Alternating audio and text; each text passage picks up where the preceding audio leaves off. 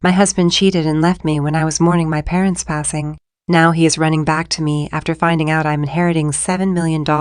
I, 27 female, am in the middle of a fight with my soon-to-be ex-husband Jeff, who had an extramarital affair a couple of months ago. Jeff and I had been married for 2 years, and we'd been together for almost 3 years before that.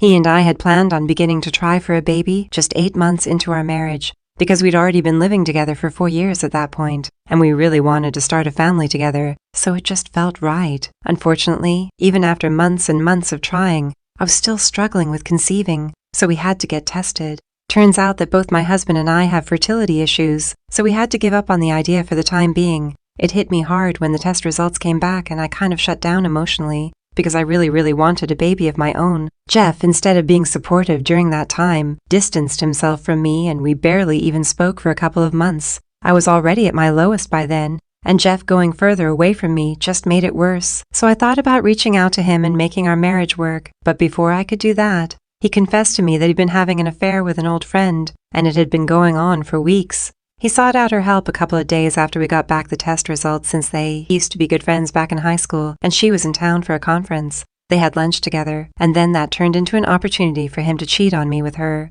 He told me that he wanted to tell me the truth, but I just seemed so distant and sad that he was afraid of how I would react, so he just didn't say anything, which was a pretty ridiculous reason. I remember wanting to say a lot of things after he told me, mostly wanting to scream at him, but I couldn't bring myself to do any of it. So I just broke down on the couch and began to sob like a baby. He didn't even console me or anything, not even a pat on my arm to tell me it's going to be all right. He just sat there like a damn statue and said nothing while I cried for almost an hour. After I finally eased up a little, he told me that he was going to spend the night at his parents' place because he needed a break from everything that was going on. I begged him to stay in spite of what he'd done, but he didn't wait around. He'd already had his bags packed before discussing this with me, and then he just left. As soon as he left, I started crying again and remained in the same spot until midnight. It was pretty much the worst day of my life so far. I was so depressed that I wasn't responding to any calls or texts from anyone, not work and not even people I knew personally. So, a couple of friends and relatives had come to check up on me, but they'd leave when they realized that I wasn't going to open the door for them and let them in.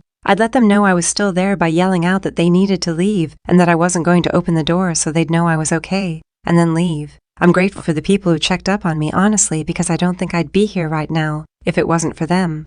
All I did was have the minimum amount of food needed to keep going, watch TV, and then sleep. I was basically a zombie for almost 2 weeks. Then one day, one of my cousins came by, and I told him to leave my living room, but he didn't go. Instead, he told me that he had important news to share and he needed to do it in person. I didn't take it seriously and argued with him.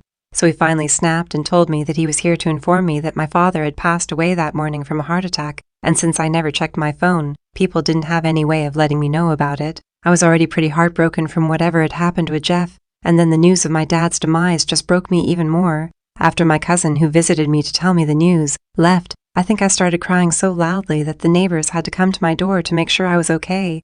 That evening, I booked myself a flight back home for the funeral, and it was really difficult because I barely knew what I was doing all throughout. I had to be helped by people I barely even knew because I was so lost, but somehow, I got back home safely and made it through the funeral. I was blank and didn't cry at the funeral much, but I'd planned on staying for 2 weeks at home with my mother so she'd have someone to count on. She was devastated at the funeral and didn't leave my side even for a second, but we barely got to speak because of the sheer number of guests and relatives showing up. My dad was a well-known man. He was an attorney and was one of the best in his town. He was also a really good man, and people loved him. Some people had even traveled overseas to pay their last respects, so you guys can imagine what sort of love and respect people had for him. My mother and I were overwhelmed, and for the 2 days after the funeral, we just made small talk.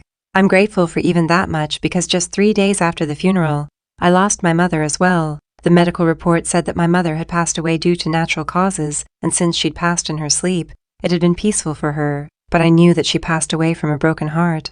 Call me crazy, but that's what I really believed. In days of my father's funeral, we had to organize another funeral for my mother, and this was smaller, but hit me even harder than my dad's death, because this had happened while I was fast asleep in the next room. I think I pretty much shut my brain off after my mom's passing, and was a robot. I flew back home after the funeral, and finished off some legal paperwork with the executor of their will, my dad's secretary. There was nothing for me to stay back for anymore, so I came back to my own home and resumed my old routine of eating, watching television, and then going to sleep.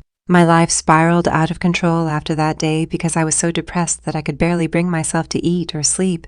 I lost my job after 1 week because I hadn't shown up at work for a while, and neither had I told anyone anything about my absence, so they had reason to fire me without notice. Besides, it's been ages since I responded to anyone from work, so I should have seen it coming, but it was still a huge blow. This time, hardly anyone came by to check on me, because everyone thought that I was staying back at my childhood home, and it was a relief because I didn't want to see anyone and vice versa. So that was the last 4 months of my life after my parents' passing.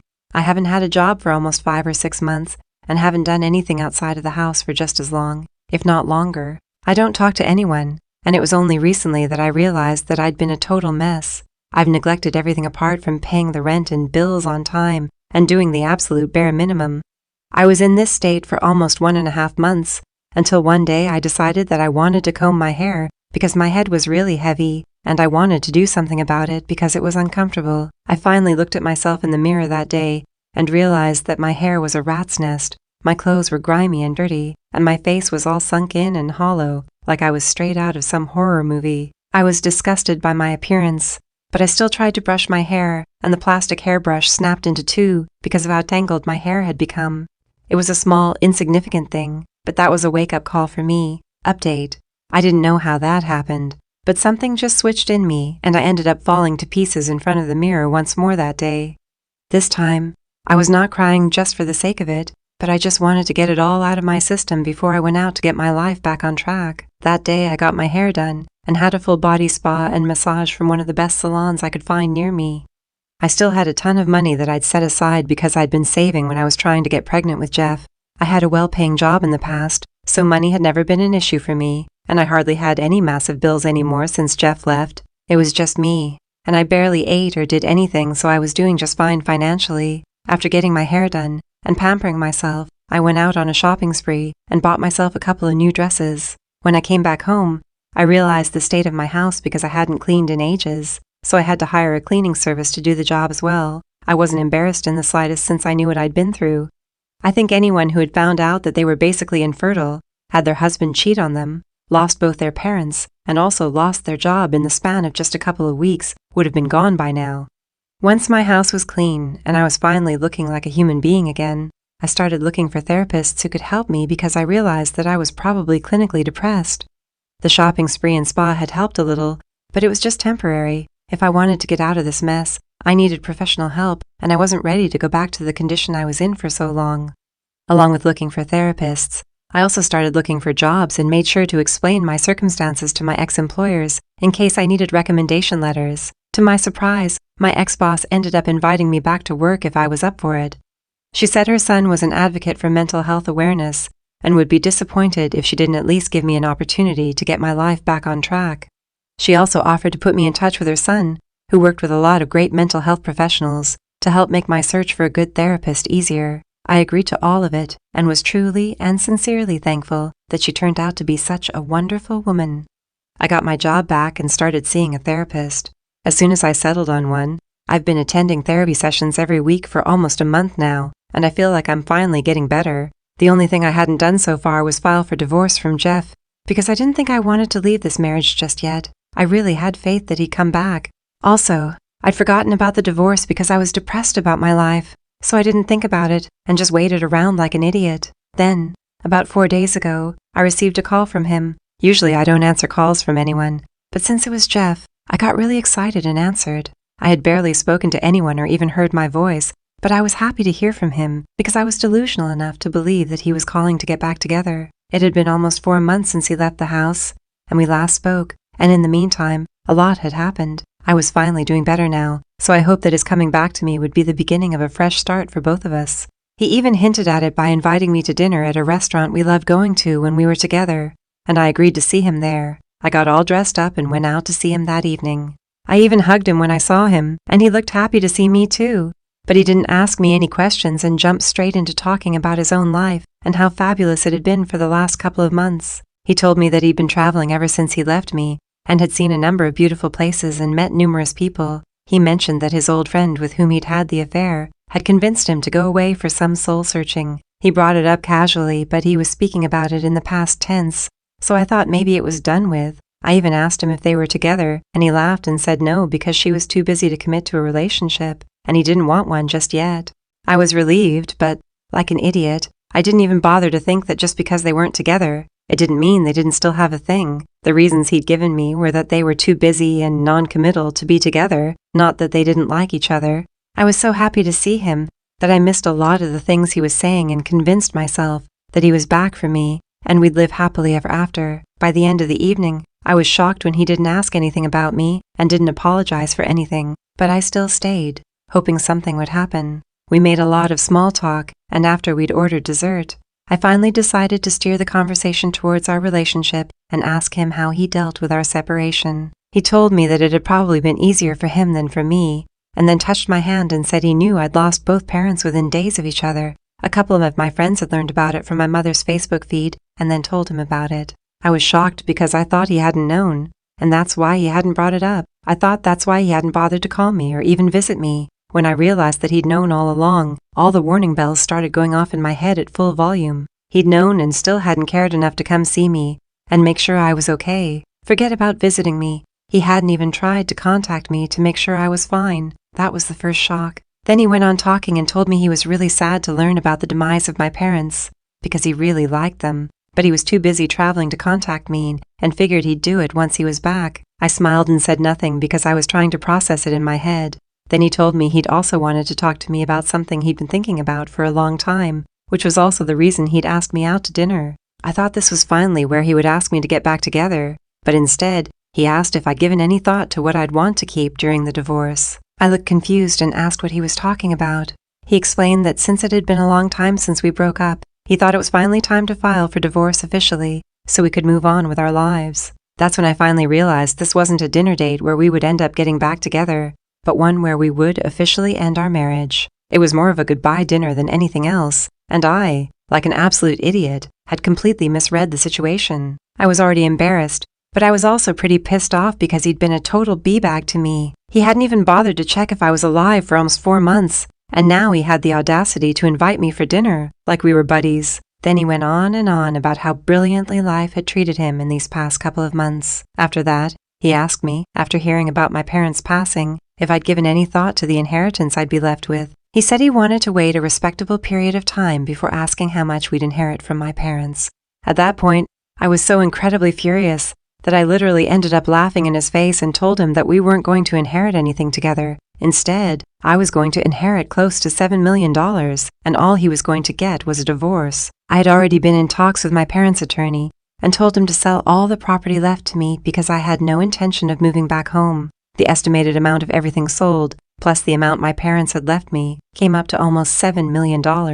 My dad was rich and my mother never worked, but she had a huge inheritance from her parents, so that wasn't a surprise. The probate process had to be completed before I got any of it. They'd already left me close to $2 million that I'd get as soon as the probate process was done, and then I'd have to wait a couple of weeks before their assets were sold off. They already had a bunch of buyers, so I wouldn't have to wait long. Since Jeff had been going on and on about how fabulous his life had been since he'd left me, I thought I'd give him a taste of his own medicine and tell him how wonderful my life was going to be now that I was done with him. We live in a state where inheritance is not considered a joint asset, so he couldn't claim it. Since he'd already admitted to infidelity, he couldn't claim alimony either. I rubbed all of this in his face and told him that his leaving me was probably the best thing that had ever happened to me, since I would hate to have to stay with him, even after my life was finally coming back on track. I told him he deserved every bit of misery he was feeling because now I was rich, and he wasn't, and it showed on his face. Then I stormed out of the restaurant and drove back home. He hasn't tried to contact me, but my in-laws have. They told me that what I did was disgusting because, first, I wasn't able to give him a child, which drove him to cheat on me, and now I'm not even willing to do the bare minimum and share some of my wealth with a man who had supported me all along. I hung up on them without any argument because I didn't think I needed to dignify any of it, but his friends and family have been hounding me ever since our dinner date about what I did, and I'm seriously beginning to question if it was the right move to rub it in his face. Maybe I should have just left without bragging about it. Update. Hey, I filed for divorce from my husband. It's been 3 weeks since the incident, and his family and friends have taken the bullying to a crazy level. They're literally going off on me on social media and have practically started a hate campaign against me for putting Jeff through mental distress on purpose just so I could get revenge on him because he had cheated on me and then blamed me for his cheating as well by saying that I'd withdrawn from him emotionally, so he had no option but to seek affection somewhere else, and it just so happened that a friend of his was back in town, so he's absolved of all the blame, and I'm the villain here. Even though he was also facing fertility issues, I never went out of my way to find someone else and talk to them out of desperation. But whatever, I filed for divorce, and I'm going to make sure that I don't let him off the hook easily. I'll also sue his parents and friends after warning them that they need to stop, because word of this has reached a couple of my coworkers too, and I can't compromise my reputation over this. Update: Jeff's actually contesting the divorce. Why? Because he suddenly had a change of heart and now things were meant to be together. I'm sure this has nothing to do with the inheritance, and he's doing this all purely out of his own love and affection for me. That's probably also why he made his folks stop bullying me online so he could get back with me since he loved me, and not because I threatened to sue them all for defaming me. I'm being sarcastic, obviously. I talked to him a couple of hours ago on the phone when I found out that he was contesting the divorce, and he told me that he changed his mind and wanted to make our marriage work. I got into a very nasty fight with him because I was just feeling so frustrated and hateful. All he said to me was he knew I was mad because I still loved him, and if I didn't still love him, I probably wouldn't have called him. He reassured me that this was just a stupid game that I was playing to get back at him for the cheating, and that we'd be just fine, and then disconnected the call. I'm in disbelief right now, and I cannot believe this is happening to me. I've never ever felt such a strong urge to slap someone senseless, but I guess there's a first time for everything. He's just a bad person, and I can't believe I even considered getting back together with him. Freaking gold digger. I could just scream right now, but that wouldn't help. Please, if someone has any advice on a way to mess him up legally, do let me know because I have nothing to lose at this point. Update. Hello, folks. It's been a while, but we're in the middle of a mediation process now. If this doesn't work out to bring him and me on the same page, then we might have to go to court, but I have a feeling that's going to happen. It'll be better for us since I can't see us coming to an agreement about any of this. He feels that we should stick together, and I don't. I don't even understand what the point of having a negotiation meeting is, when this is pretty much non-negotiable for me. I do not want to be with him. It's as simple as that. I'm entertaining it because he wants to give it a try, even though it's exhausting, but then I know this will go to court, and I'm hoping that will make everything better for me, at least. I don't know about him, and neither do I care, very honestly. Update. Hey guys, it's almost 2 months since the last update, and well, the case ended up going to court just as I predicted. I'm going to get a divorce all right. It doesn't matter what he wants anymore, and boy was he upset about it. The probate is done too, and I'll recover all the money I spent on my lawyer, and even more soon enough. Life's good, so I don't think I'll be coming back here anytime soon. It's been a good ride, but I'm fine now. Thank you for all the love and support. I couldn't have done it without you guys. I mean it.